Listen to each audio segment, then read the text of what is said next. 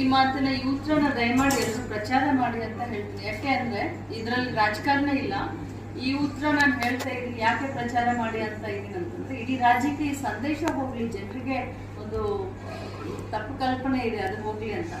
ನರೇಗಾ ತಂದಿರೋದು ತಮ್ಗೆಲ್ಲರಿಗೂ ಗೊತ್ತು. ಮನಮೋಹನ್ ಸಿಂಗ್ ಸರ್ಕಾರ ಇತ್ತು, ಕಾಂಗ್ರೆಸ್ ಗವರ್ಮೆಂಟ್ ಇತ್ತು. ನರೇಗಾ ಯಾಕೆ ತಂದ್ರು ಅಂತಂದ್ರೆ, ದುಡಿಯುವ ಕೈಗೆ, ದುಡಿಮೆ ಮಾಡುವಂತ ಕೈಗೆ ಕೆಲಸವನ್ನ ಕೊಡ್ಬೇಕನ್ನುವಂತ ಒಂದು ಉದ್ದೇಶದಿಂದ ನಾವು ನರೇಗಾವನ್ನ ತಂದ್ವಿ. ಆ ಸಂದರ್ಭದಲ್ಲಿ ವಿರೋಧ ಪಕ್ಷದಲ್ಲಿ ಇದ್ದಂತ ಇದೇ ಬಿಜೆಪಿಯವರು ನರೇಗಾನ ಬಹಳಷ್ಟು ವಿರೋಧ ಮಾಡಿದ್ರು. ತಮ್ಗೆಲ್ಲರಿಗೂ ಗೊತ್ತಿದೆ. ರೈತರಿಗೆ ಕೆಲಸಕ್ಕೆ ಆಳಿಲ್ದಂಗೆ ಮಾಡಿದ್ರು, ಹಾಗಾಯ್ತು ಹೀಗಾಯ್ತು ಅಂತ ಹೇಳಿ ಬಹಳಷ್ಟು ವಿರೋಧ ಮಾಡಿದ್ರು.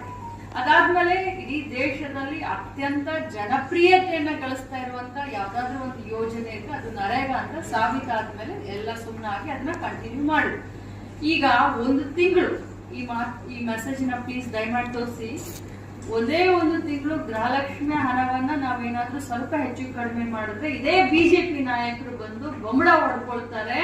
ಇಡೀ ರಾಜ್ಯದಲ್ಲಿ ಟಾಮ್ ಹಾಕ್ತಾರೆ. ಗ್ಯಾರಂಟಿಯಿಂದ ದುಡ್ಡು ಬರ್ತಾ ಇಲ್ಲ, ಗೃಹಲಕ್ಷ್ಮಿ ಯಾವಾಗ ಕೊಡ್ತೀರಾ, ಲಕ್ಷ್ಮಿ ಅಕ್ಕ ಎಲ್ಲಿದ್ದೀರಾ ಅಂತ ನನಗೆ ಕೇಳ್ತಾರೆ.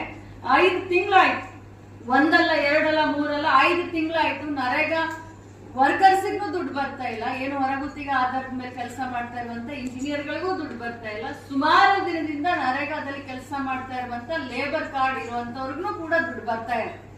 5 ತಿಂಗಳಿಂದ ದುಡ್ಡು ಬರ್ತಾ ಇಲ್ಲ. ಬಿಜೆಪಿಯ ಎಷ್ಟೆಲ್ಲ ಎಂಪಿಗಳಿದ್ದಾರೆ, ಹೋಗಿ ಅಲ್ಲಿ ಕೆಲಸ ಮಾಡೋದನ್ನ ಬಿಟ್ಬಿಟ್ಟು ಇಲ್ಲಿ ಬಂದು ಪ್ರೆಸ್ ಮೀಟ್ ಮಾಡ್ತಾರೆ. ಸಿದ್ದರಾಮಯ್ಯನವ್ರ ಸರ್ಕಾರದ ಅಂಕು ಡೊಂಕನ್ನ ಪ್ರಶ್ನೆ ಮಾಡಕ್ಕೆ ಬರ್ತಾರೆ. ನಾಚಿಕೆ ಆಗಬೇಕು ಬಿಜೆಪಿ ಅವ್ರಿಗೆ.